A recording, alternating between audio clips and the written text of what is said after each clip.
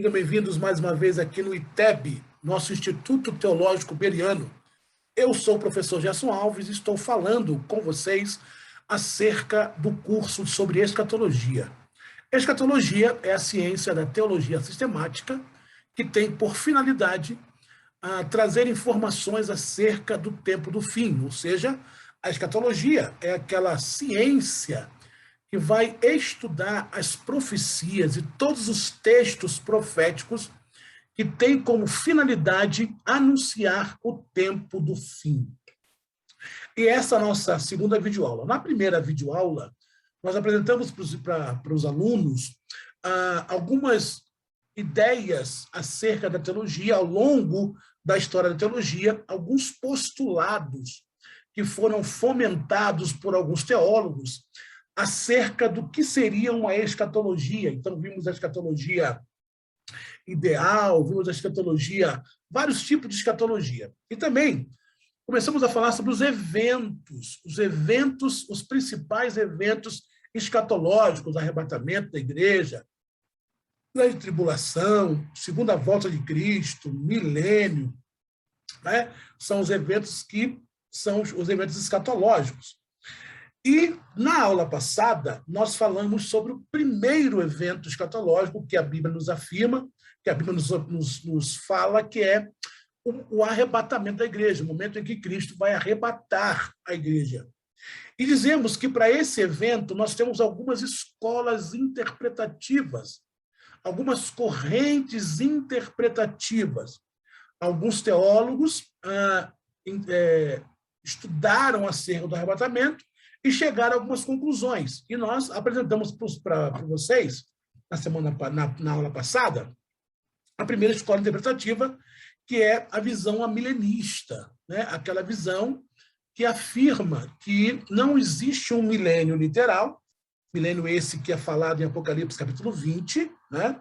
Então, segundo os amilenistas, não existe um milênio literal, que a igreja ela passará pela grande tribulação, e que a volta de Cristo acontece depois desse suposto milênio espiritual. Então, dentro da visão milenista, o milênio começa quando Cristo vem pela primeira vez, instaura esse milênio. Então, nós estamos dentro desse milênio espiritual. Na verdade, na visão milenista, somente os que morreram com Cristo é que estão reinando literalmente nesse milênio, mas nós, os vivos, estamos vivendo um milênio assim, de forma simbólica. Vimos as bases, né, os versículos que os amilenistas usam para embasar a sua teoria, e na aula de hoje vamos dar continuidade a essas correntes interpretativas, onde nós estaremos apresentando mais duas correntes interpretativas acerca do arrebatamento. Nós não temos nenhum tipo de afirmação de como, quando será o arrebatamento. Por isso, esses postulados, tá bom? Então, vamos apresentar aí a segunda maneira, ou a segunda corrente interpretativa de como acontecerá o arrebatamento da igreja. Então, pegue aí o seu material, vamos então compartilhar a tela, vamos para o vídeo, para que você tenha acesso ao material, que eu creio que você já tem aí. Então, hoje, nós iremos começar a nossa aula a partir da segunda escola interpretativa acerca do arrebatamento, que é a escola pré-milenista histórico.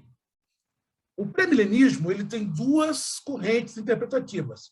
Nós temos o pré-milenismo histórico e temos o pré-milenismo dispensacionalista. Então, vamos ver primeiro essa primeira parte, ou essa primeira escola pré-milenista histórica.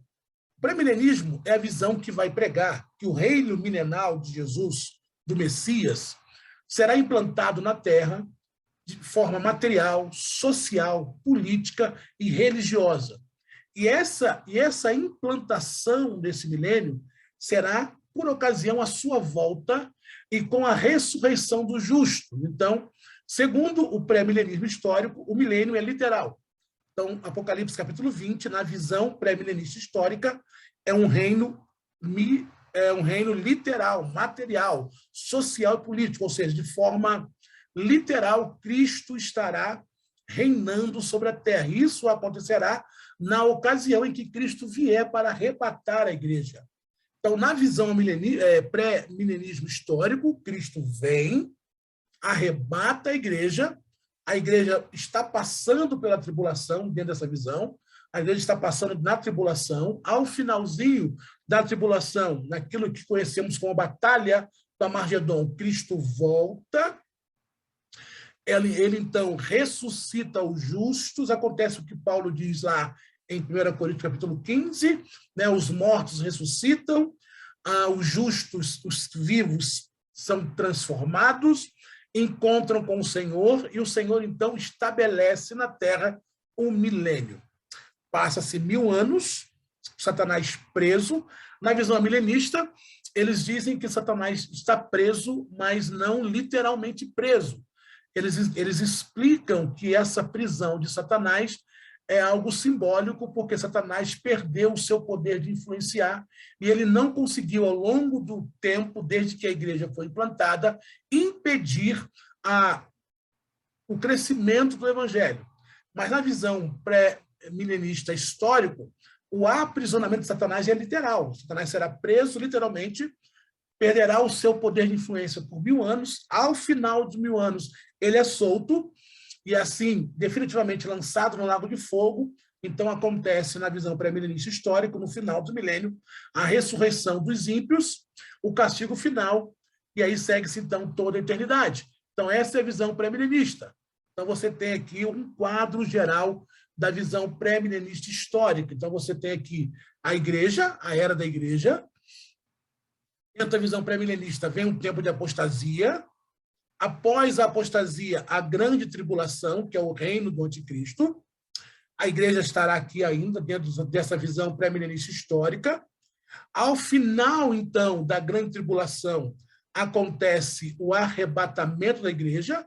Jesus vem e arrebata a igreja, ele volta, ele instaura, ressuscita os crentes, né?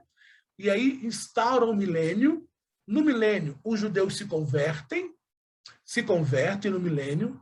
Satanás aqui é preso no milênio, o templo é reconstruído. Finalzinho do milênio, Satanás é solto, acontece a chamada batalha de Gog e Magog. Cristo, então, ressuscita os incrédulos, acontece o julgamento do grande trono branco, onde todos os que não foram achados escritos no livro da vida serão lançados no lago de fogo por toda a eternidade. A diferença da visão pré-milenista histórica para a visão amilenista é que, na visão pré-milenista histórica, o milênio é literal. Na visão pré-milenista histórico, Cristo vem e, de forma material, social e política, estabelece um reino na Terra.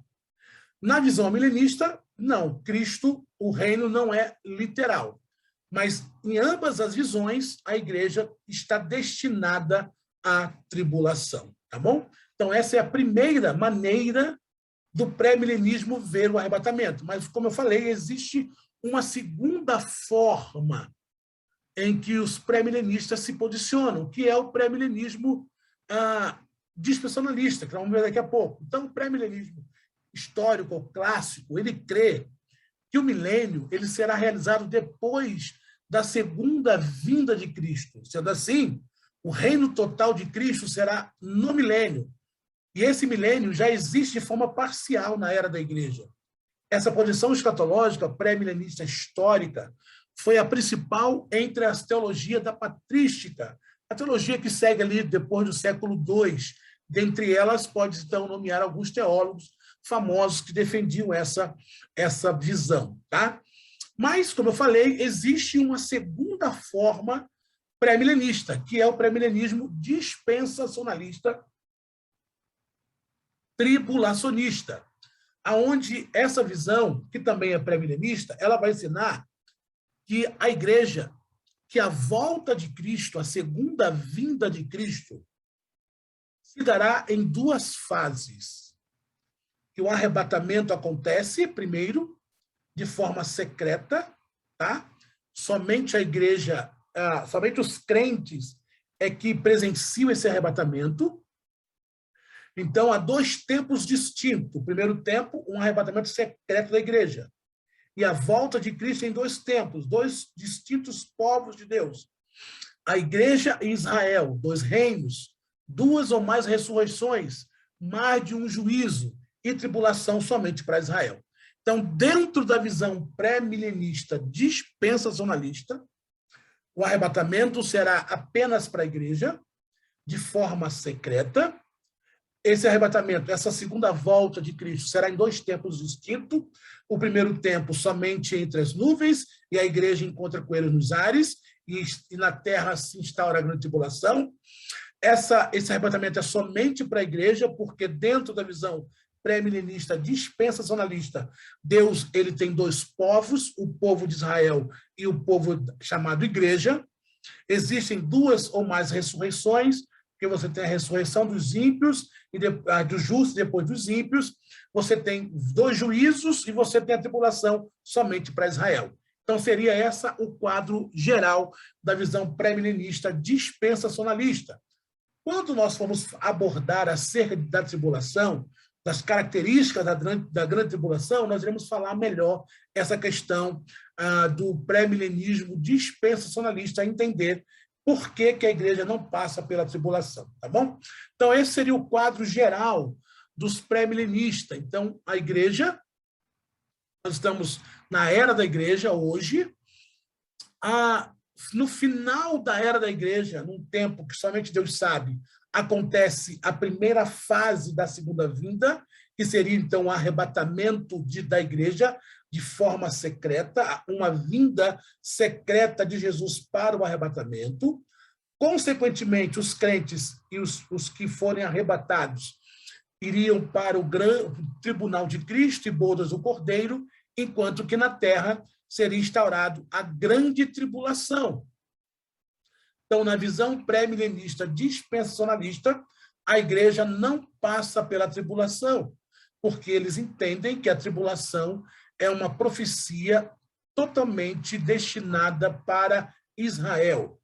Tá? E nós vamos depois falar sobre isso lá na frente.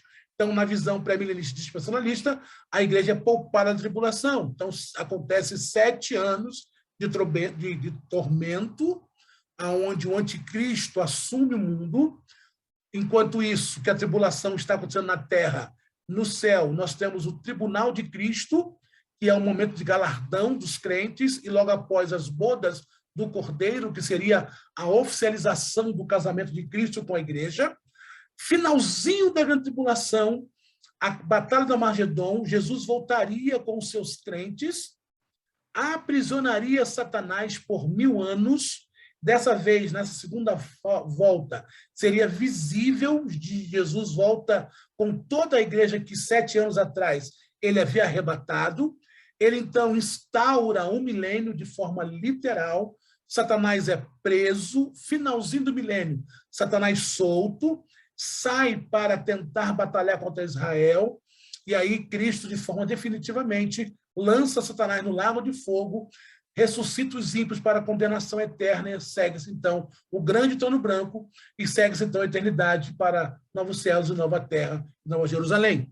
Então, na visão pré-milenista, dispensacionalista, o milênio é literal, mas a diferença é que o arrebatamento é em 2 fases. A primeira fase, secretamente, a igreja é que vai, instaura-se a grande tribulação, final da tribulação, Jesus volta uma segunda vez, né? Uma segunda vez da segunda vinda, uma segunda fase da segunda vinda, dessa vez com a sua igreja, instaura um milênio, finalzinho do milênio, Satanás solto, ele, então, definitivamente é lançado no lago de fogo, passa-se o grande trono branco, que é o julgamento dos ímpios, e depois disso segue-se a eternidade, ou para gozo eterno, ou para tormento eterno. Então, nós estamos analisando o primeiro evento escatológico, que é o arrebatamento. E nesse evento você tem escolas interpretativas.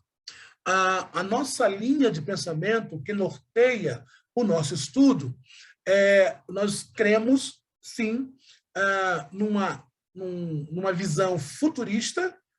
Acreditamos que grande parte dos eventos escatológicos ainda estão para acontecer. pré-milenista, porque cremos que o milênio é literal, e pré-tribulacionista, porque acreditamos que a igreja não passará pela tribulação, tá bom? Seguindo essas correntes interpretativas, vamos explicar um pouco o que é dispensacionalismo, né?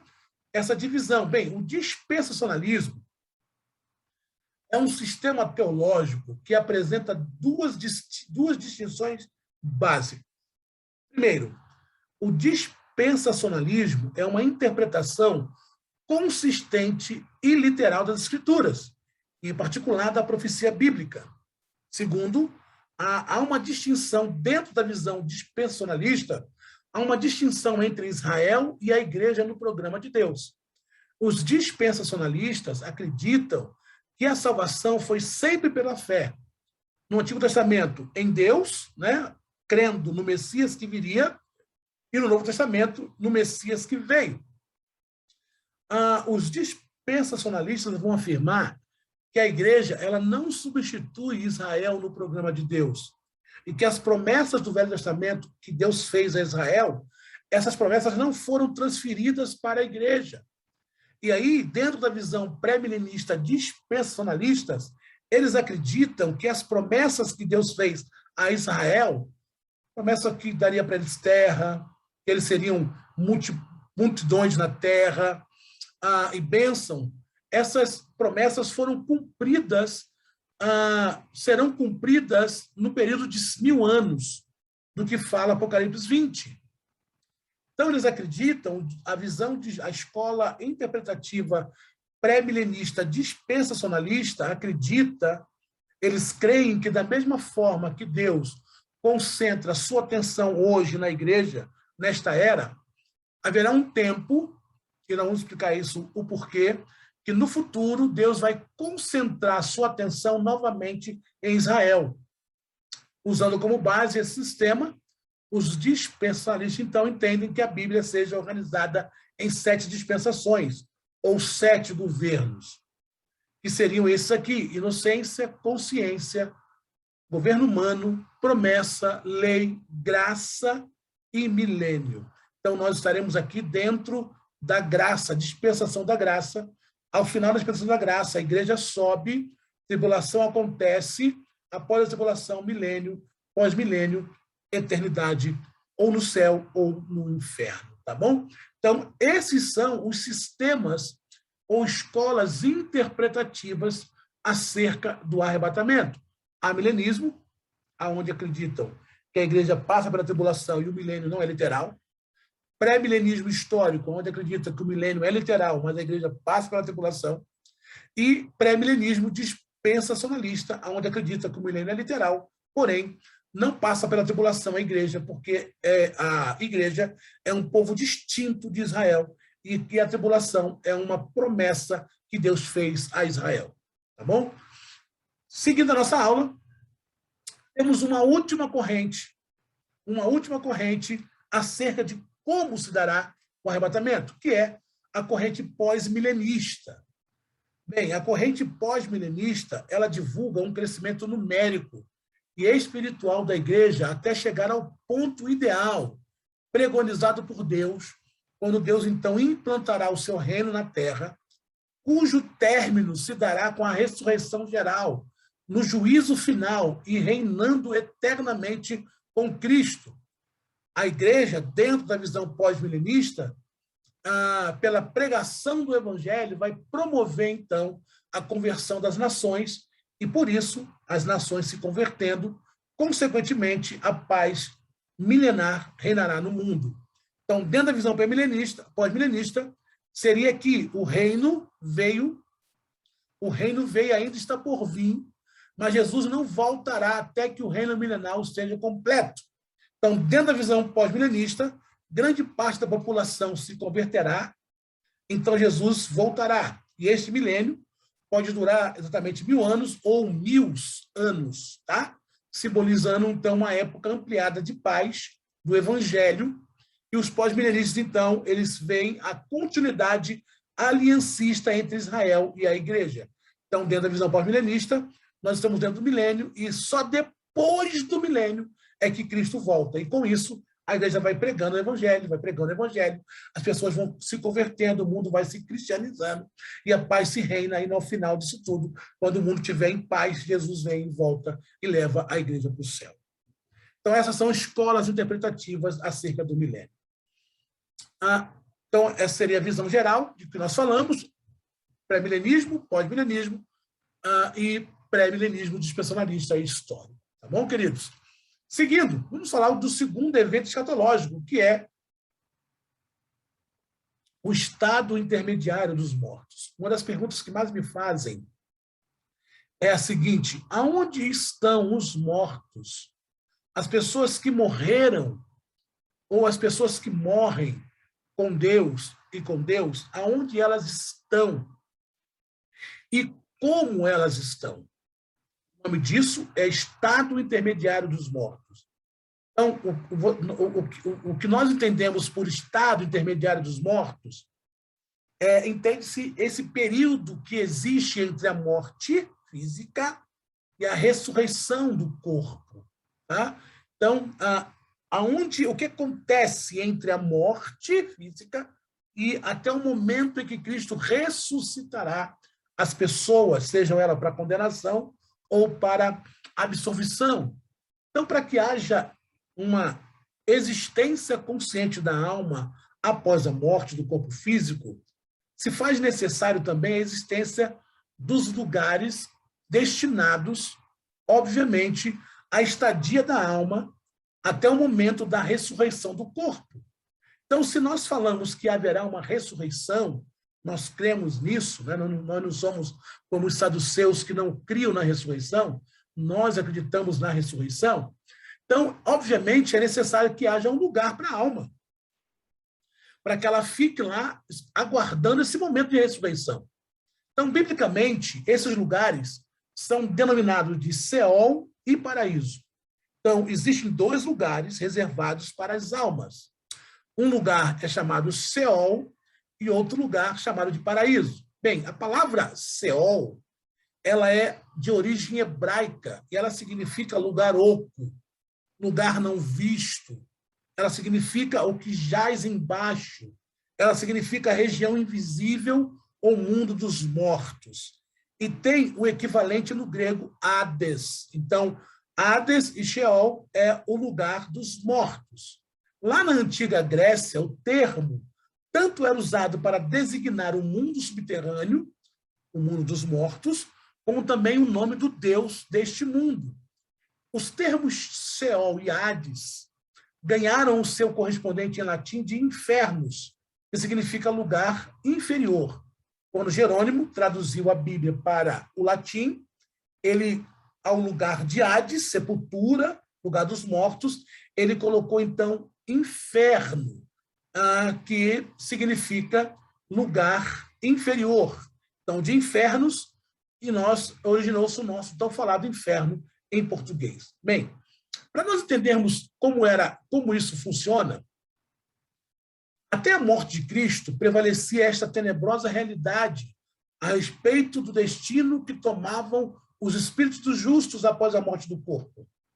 No mundo dos mortos, ou no Sheol, havia uma divisão, né, para os justos e para os injustos. Bem claro, isso é bem claro lá em Lucas capítulo 16, na parábola do rico e do Lázaro.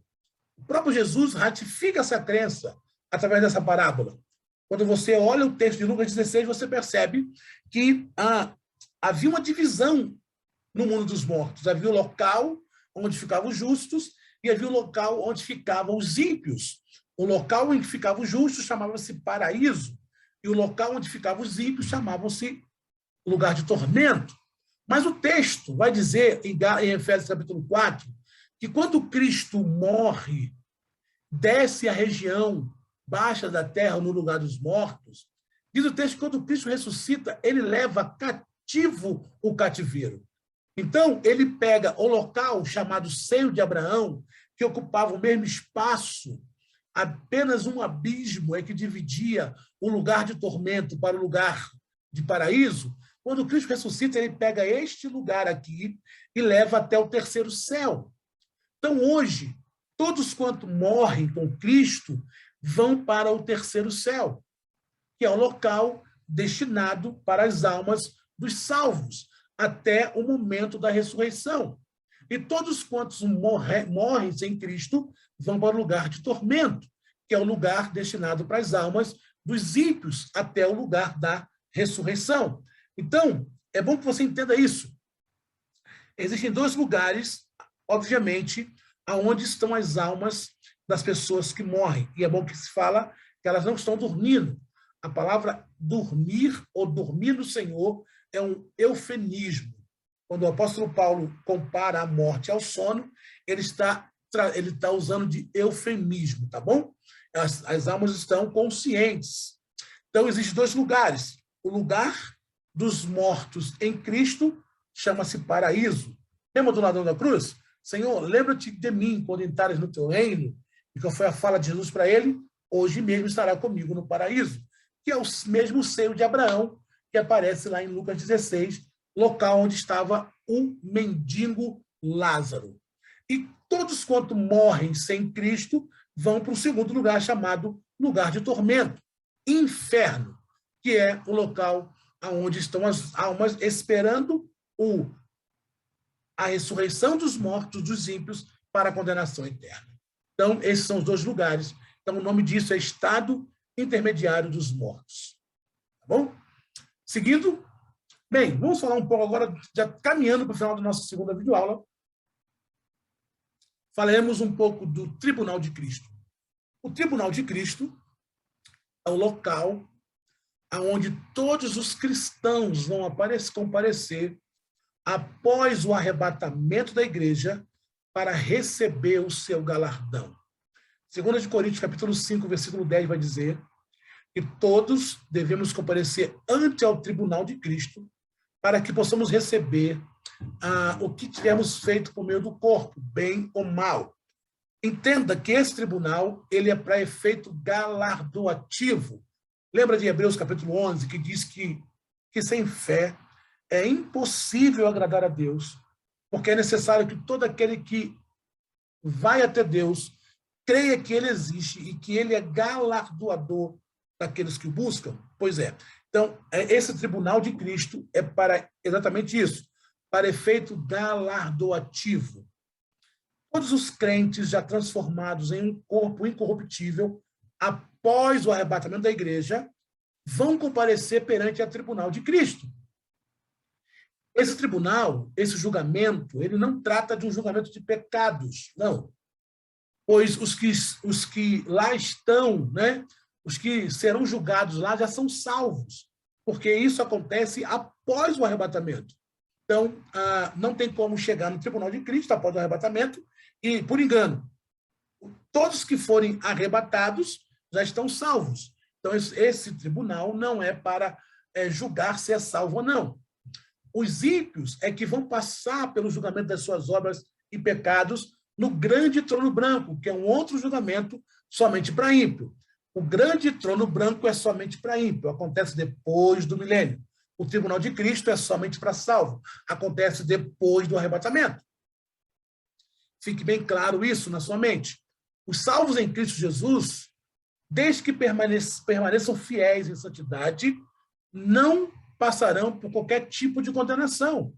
É o que diz Romanos capítulo 8, que nenhuma condenação há para os que estão em Cristo Jesus, que não andam segundo a carne, mas segundo ao Espírito. Estar em Cristo Jesus é a condição indispensável para ser salvo. Nesse tribunal, então, serão julgadas as obras dos salvos que foram praticadas na terra a fim de receberem ou não o galardão, a premiação. Então, o tribunal de Cristo é para efeito galardoativo. O tribunal de Cristo é o primeiro dos eventos depois do arrebatamento. Paulo, quando vai falar do tribunal de Cristo, ele refere-se como bema. O que era o bema? Bema era um estrado ou uma plataforma utilizada por oradores. O púlpito ou o pódio do atleta. Então, os bemas históricos eram plataformas elevadas em que os governantes ou juízes se sentavam para fazer os seus discursos ou para julgar os casos. O Tribunal de Cristo é visto por alguns apenas como um lugar de recompensa. Paulo, entretanto, chama esse lugar de compensação no grego. Ele chama, então, de compensação, grego comiso. O Senhor atenta para o que fazemos, seja bom, do grego ágatos, ou mal, paulos. Seremos, então, compensados de acordo com as nossas obras, tá? Quem será o juiz desse tribunal? Não temos dúvida e podemos confirmar que, segundo a palavra de Deus, o juiz será Jesus. Na verdade, tanto no tribunal como no grande trono branco, o juiz é Cristo. Porque a Bíblia diz que o Pai entregou a Jesus todo o juízo. Somente Deus e o seu Filho no universo têm um direito legítimo de julgar os homens. Queira ou não, ninguém vai escapar da justiça do Todo-Poderoso. Então, o tribunal é para isso. Caminhando para o final. Quem será julgado no tribunal de Cristo? Bem, a doutrina do julgamento do grande tribunal de Cristo, né? Isto é, o julgamento da igreja após o arrebatamento. Esse dia é o dia da prestação de conta, da nossa mordomia. Vamos prestar a Deus conta, como diz Hebreus 4:13, de tudo aquilo que fizemos na obra, na nossa diaconia, segundo a palavra, né? Segundo a palavra de Deus. Será o julgamento do crente. Esse julgamento será tríplice. No passado, o crente foi julgado em Cristo, no Calvário, como pecador. No presente, o crente é julgado como filho durante a sua vida. E no futuro, será julgado como servo, quanto à sua fidelidade no serviço prestado a Deus. Então, é isso que será julgado. O nosso serviço que foi prestado diante de Deus. Será julgado. Não será um julgamento de pecado, como nós falamos, mas das obras do crente. Todos os salvos serão julgados, e não apenas alguns, todos. Nesse contexto, está claro que se refere aos cristãos, não aos não cristãos. Então, no tribunal de Cristo, não aparece não cristão, só cristão. Não devemos olhar para o tribunal de Cristo como Deus julgando nossos pecados, mas sim como Deus nos galardoando por nossa vida. Tá bom? Paramos aqui, vamos interromper o compartilhamento. Então, nós completamos as visões interpretativas acerca do arrebatamento e falamos também do tribunal de Cristo, que é o segundo evento, logo após o arrebatamento, o tribunal de Cristo, onde nossas obras serão julgadas e receberemos galardões diante do Senhor. Que Deus te abençoe. Na próxima videoaula, estaremos dando continuidade à nossa jornada escatológica. Que Deus te abençoe, que o Espírito do Senhor esteja sobre a tua vida e que o Senhor possa te dar bom tempo de estudo, querendo Deus. Até a próxima aula, querido. Deus abençoe.